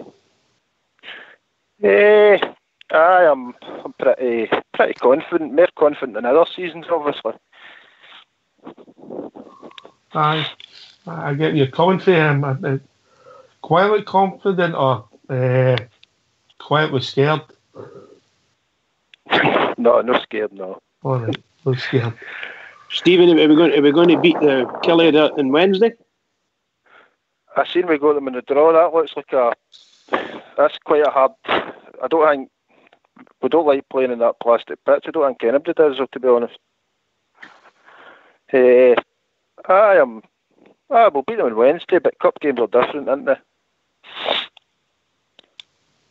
What did you make of the big story in Ayrshire at the weekend then? The what, sorry? The big story in Ayrshire, talking like Talbot. Unbelievable. It's good. I was about to swear there. We know. You did. I don't know. Boys doesn't know, but Bridge knows swear words. He knows. Bridge taught us both. They taught the two of them.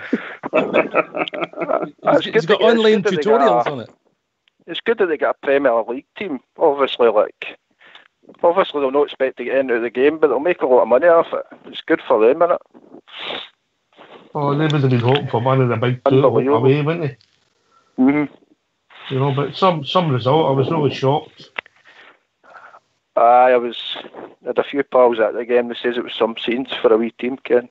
Aye. Fair play to him. I bet wee McCall wasn't happy. Probably not. No, he'd be raging. I noticed that there was no Lawrence Shanklin in the lineup on Saturday. He's still injured, isn't he? He's still injured, yeah. His cousin was playing for Rock and Lech.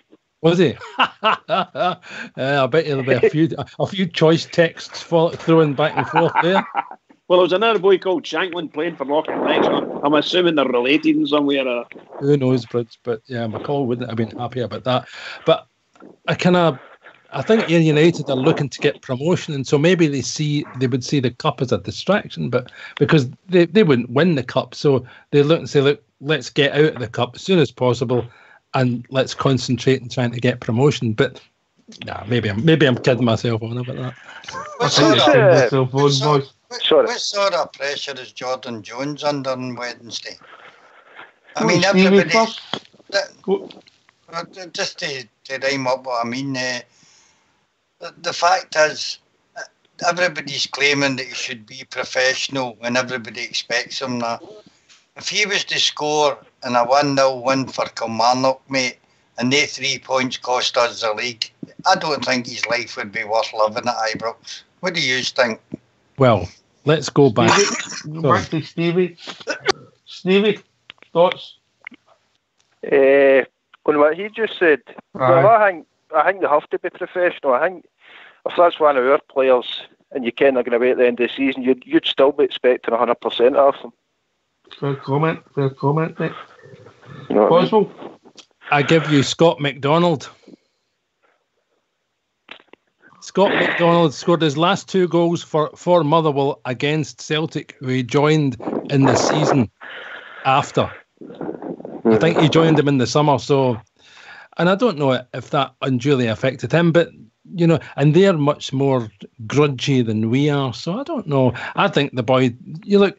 all you expect the boy to be is professional, and if he's professional and if Kilmarnock have said that we don't want to do business with Rangers, we just need to accept it.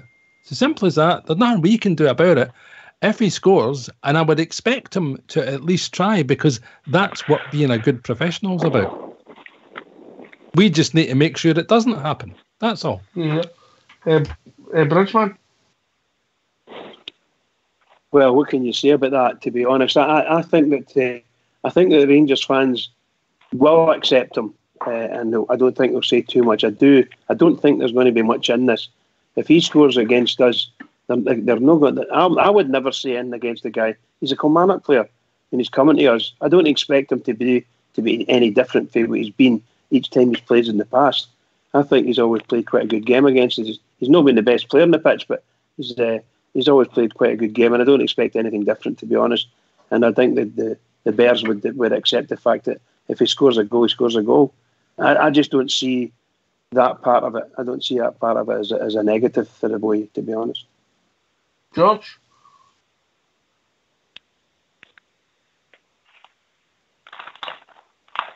Oh, I don't know if George is still there. I am still here. I think fingers like Bridgeman. I don't know how that would work either, by the way. I mean, if that laddie was to score against us and we would have dropped points, I don't know how that would work. And to what I can see, he's got to play. For what he was saying the night, for what Steve Clark was saying the night, he's going to play against us. So I don't know how that one would work. And I heard the after-match report on Saturday, and they were saying it was probably his quietest game he's had for Kilmarnock, and every time he got the ball, he got booed and things like that. So I don't know if it would be... I think, even though he signed for Rangers, I think I've still got to do the best for the laddie, even though he's became a Rangers player. If they want him to do anything for the rest of the season for them, I think they've got to...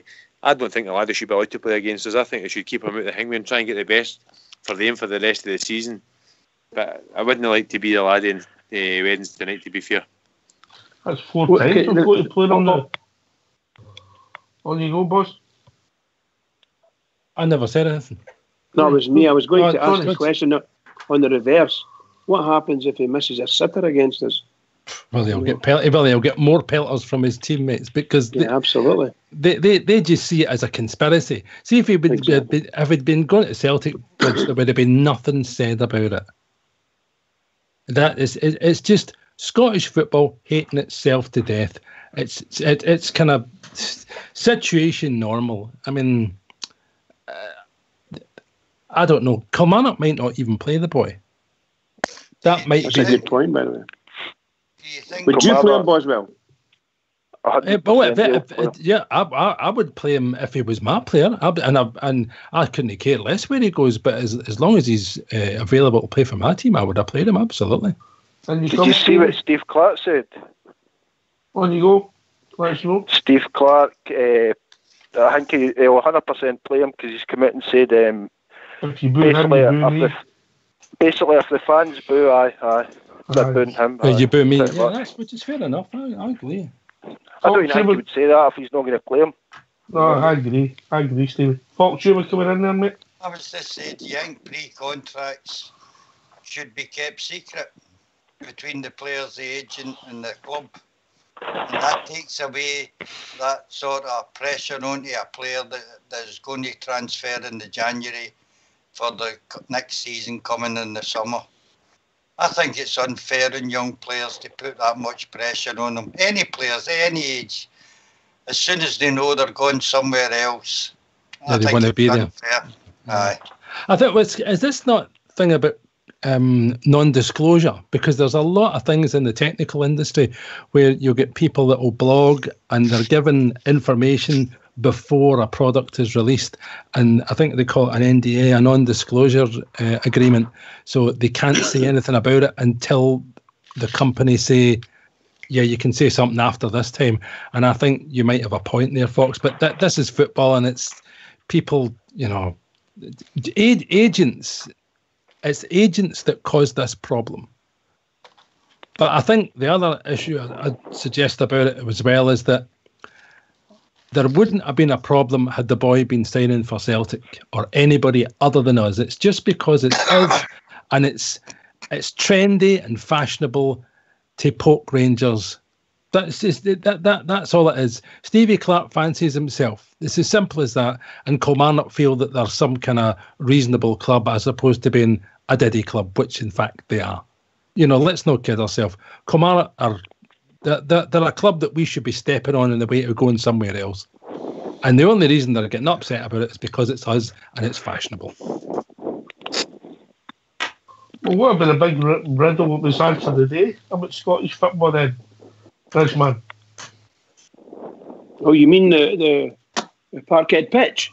Well, we've found out where the carpet is, where they've been sweeping everything under. Yes, indeed.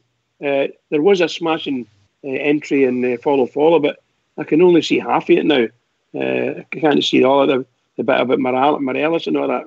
But it was saying the hoops have ripped up the surface in the summer after splashing out $1.5 million on a high-tech hybrid pitch. The completed installation of their new pitch in the summer again. Rodgers wanted a new pitch to improve the standard of football at Celtic Park, but the grass has looked in poor condition over the last few months. With Rodgers confirming there is an ongoing problem, he said there's a disease in the surface, so it's unfortunate, really. So I wonder if it's saw the shite that they've lifted their carpet and swept it under it. I wonder if that's what's happening. There's a disease in the. What is it? Wearing green and white hoops, Bridge? Oh, God knows what it is. But somebody commented on in one of the papers, and they said they watched the Celtic game against Airdrie, and they didn't realise how bad it was. Somebody pointed out that the pitch is poor, and they started looking at it in detail on the telly, of course, and they said it is bad. So somebody must be complaining about it. A wee bit like mad cow's disease, mate. They need to get disinfected every time they come out of that place, so they don't get the disease. I think you better disinfect the whole stadium. And then, they are just the gift that keeps on giving. Unbelievable. Throw that one in with the disco lights. Oh, and the institutionally racist and the personal hygiene, and I mean they are genuinely the gift that keeps. It's Christmas every day with Celtic, isn't it? a disease in the pitch. I like that You one. got to laugh. It's brilliant, isn't it? It really is. I mean, they, you know, foot in mouth. That's what they've got in Fox. Foot in mouth disease. Did you see that one today, Stevie? What's that, mate? Sorry. Did you see that story today? Sorry, I'm in the middle of making a sandwich there. I just Right, heard that story. What are you making? What are you making? Oh, just ham and cheese and onion. For yourself? But I mean, For myself, aye. Mustard. Yeah. What kind of bread, Stevie? What kind of bread? Two for myself, never mind one. What kind of bread? Round. What's that? What kind of bread? It's got to be the Mark Warburton special, innit? Oh, when half it is. Aye, me too. But have you, is it French or English mustard with that ham, Stevie? Oh, no mustard, no. Are you a butter man and a margarine man, Stevie? This is Rudy's podcast, actually. See where you started, Stevie? There's always food talk. There's always food talk in that station, isn't there? Absolutely. That's because we've been on for 2 hours, we're starving, and then you're away making a sandwich. I know. Just give me a couple of minutes, but then I'll be sitting down. Can I ask a question then, Boswell? What do you think? Is it possible that the pitch thing could it be causing them a problem, or is it just making their excuse in case something happens and they don't win the league? And they can turn in and say, well, it's because they were poor pitch, because if we weren't getting the slick foot. Whoops. Sorry, I just thought I'd give you a wee drum roll there, Bridge. So. Oh, thanks, Sir Boswell. That almost happened in your kitchen, Bridge. Oh boy, oh boy, oh boy. Do you know? I love it. Just love it. It's just more nonsense. It's Scottish football. It's a comedy zone. You know, they're talking about their pitch, and he says there's a disease in there. But yeah, you're absolutely right, mate. There is a disease. It's all over that East End. That's why I moved away from the East End. My sources tell me that the ground staff, it's Rogers, because they told them, and he made them try and date in a time scale that they said it wouldn't happen. Well, there you go. What are you doing with sources at Parkhead? This was a very good source. But it's just, I don't know. It's just more excuses. That's exactly what it is, Bridge. It's just another excuse. Where's Stevie sitting down now? He must be sitting down with a drink. No, yeah, mate. I'm still in the kitchen. Is that you've presumably cut the ends off your bread, Stevie? What's that? Cut the ends off your bread? Cut the crusts off? No. Are you a square man, or do you go for triangles, Stevie? What's that? Are you a square man with your piece, or do you go for triangles? Soldiers, mate. Soldiers. Oh, yeah. We'll get Rudy. Rudy will take you under his wing. Well, this is all part of Rudy's podcast. Fucking hell. That cheese, you'll go sleep with this time of night.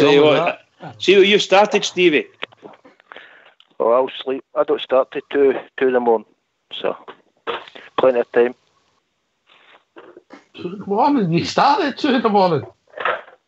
Start work at 2 in the morning, aye. Oh, are you a rustler? What's that? Yeah, are you a rustler? A rustler? Aye. I don't know what I am these days. Fuck no. Oh, brilliant, mate. A big fat outsider, you can't beat it. I'll be sitting down in a minute. 2 seconds. Fox, is it as good as the disco lights, the grass that doesn't grow? Can you tell you? I've never seen either of them. What do you want me to say to that? Aye.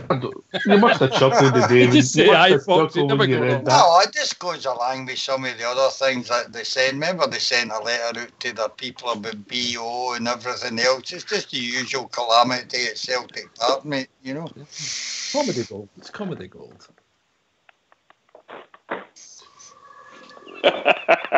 Sorry, I can't stop laughing at that. It's brilliant, by the way. It's brilliant. Oh. I'd never heard that. I didn't know there was an issue because I paid very little attention because I became very bored of the whole situation. I just thought, oh dear, I mean, it's just one thing after another. But you know, what can you say?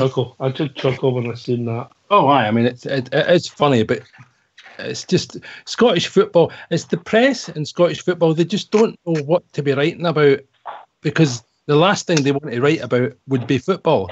So they'll write about all the peripheral nonsense that doesn't matter. And it's things like that. And I Celtic's PR machine's normally a wee bit more slick than that, and they wouldn't have let that get out, especially the type of verbals that was used. There's a disease in the pitch. I mean, people are going to jump on that. So no diasis. Daesh. You all right there, Stevie boy? I made a coffee, mate. Oh, coffee. What is it? Have you got the beans crushed, or are you just doing a bit of instant there? Fucking beans crushed. Are you a Nescafe or a Mellow Buds, man? Oh, go to the Nescafe, anything else is rubbish in it. Fox is a Mellow Buds, man. Everybody likes a Mellow Bud. He's a what?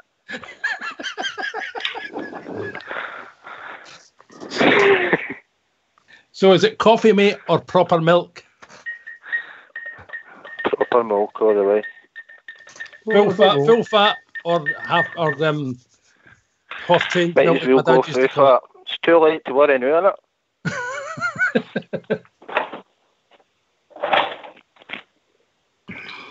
Is that us back for the commercial break?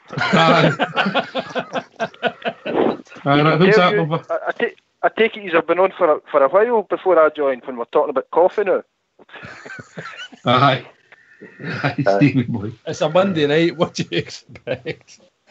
Monday night. She going back to Jordan. Going back to the Jordan Jones one, but Ox, I think he made a mistake. I ken the lad is excited to sign for the Rangers and things like that.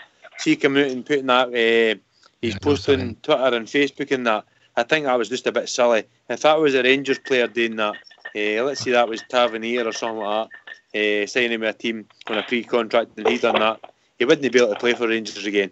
I think that was a bit silly with the lad, to be honest. I ken he's excited to play for seamless his boyhood heroes and all this, Kieran, Northern Ireland boy, and it's a big thing for his family, but I think it was a bit silly in doing what he's done. And that's what you're saying about Ken. Should these things be kept under wraps? Maybe shouldn't be kept under wraps, but you shouldn't be slapping that in front of your fans' face. The guys that are paying your wages at the end of the day. It's a bit what did silly. What did they do? Yeah, that was. He just went on to Twitter and Twitter and says, "Glad to sign for my boyhood heroes. We are the people," and things like that. Yeah, I think it was a bit silly, Stevie, to do that. He should stay professional until he comes to the team, if you know what I mean. I say when he joins, then rub it in. It's his agent that really needs to be responsible for that, George, I think. He's just a boy. See, people are saying to me, Ox, about should we go up and get that boy for Aberdeen, and should we get this one? I would take, see if you take a boy for Dundee, a boy for Aberdeen, and a boy for Kilmarnock, and they never play for us. I don't care. It's disrupting that team, and that's why I would go up and get that boy shit, because it's disrupting that team. So, but what he's done there, I mean, I think Jordan Jones is a good football player, but I think he was a bit unprofessional with doing that. It's just impetuousness, isn't it? That's all. It's just impetuousness, and his agent should have been on that and said, look, just keep it cool. The supporters are not very happy, and just keep your head down. That's what you should have been told. But I mean, I agree. It only causes trouble where he doesn't need it. Can I ask a question, guys? You know this thing about the Celtic Park pitch, and it's got this disease. Should they know we having to go and get a clearance from the SFA and the SPFL to declare that their pitch is playable? Because there's other human beings got to play on that. If there's a disease there, is it safe for human beings to play on the pitch? It's a health and safety issue, isn't it, Bridge? Exactly, health and safety, 100%. So you'd think that somebody would be asking them the question. If he's just come out this week and said, or in fact it was only today, and said there's a disease in the pitch, people have got to play in that. I don't know what kind of disease it is. Is it just a grass disease, or is it bad for humans? Because is it contagious? That's it. These are the things you go to ask for. Not that I want to know in reality. I'll pass you over to our grass expert, Fox.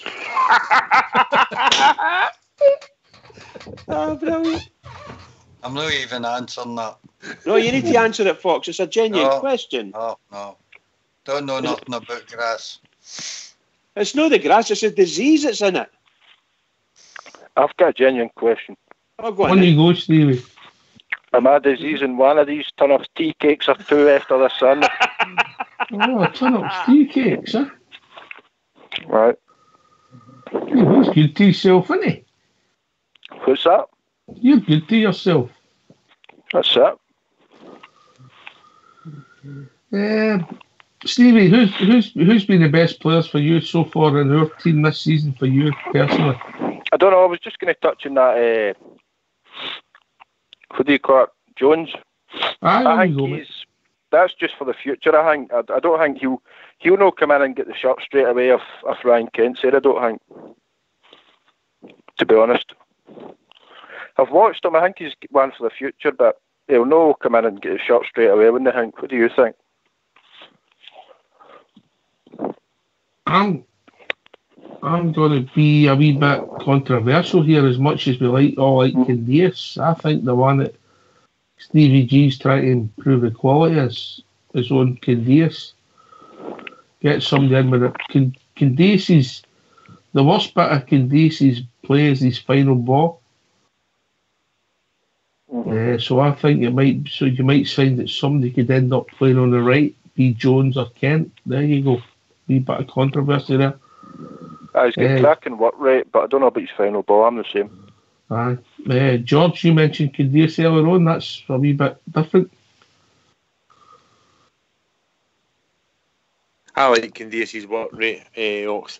I think Jordan Jones has got a wee bit to go before he gets to that standard. And like you say, you watch Jordan Jones 4 or 5 times a season. If you're lucky and you're not actually concentrating on that lad. When he signed, you've watched a few wee clips and that. He is a good player. I noticed the other day he scored 2 goals. I think it was 2.5 seasons for Kilmarnock.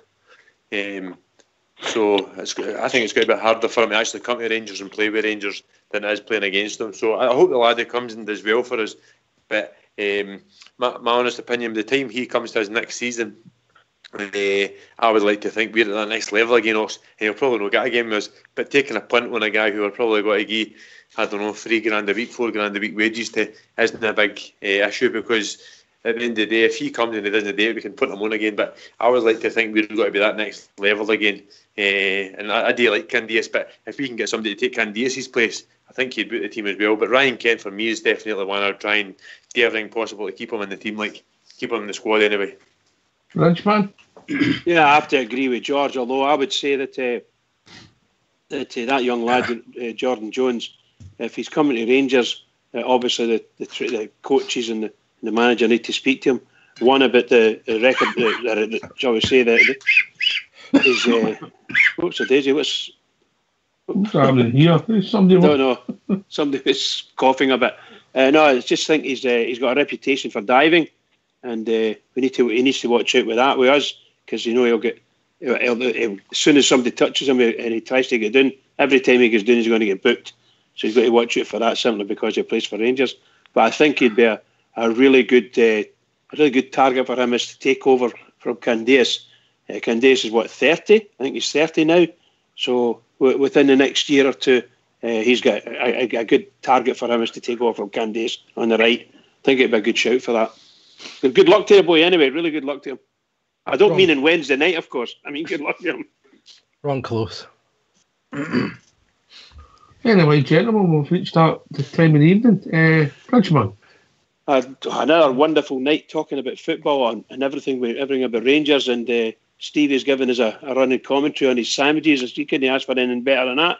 Can I just say to all the Rangers fans all over the world, and particularly Rangers fans on here on Rangers Radio, I'm sorry about the talk about the Celtic Park pitch. It kind of puts people off their food and even their life for that matter. But anyway, Stevie Alpers. I didn't. It seems like he's getting right in there. So can I just say to all these guys, please keep it going for the Rangers, because the Rangers need us, really need us. All right, can I thank yourself, Bridgeman, Boswell, George Logan, Fox, and of course Stevie for taking the time to join us here at Rangers Radio. We'll be back tomorrow night between 9 and 11, talking about all things Rangers. Take it away, Fox.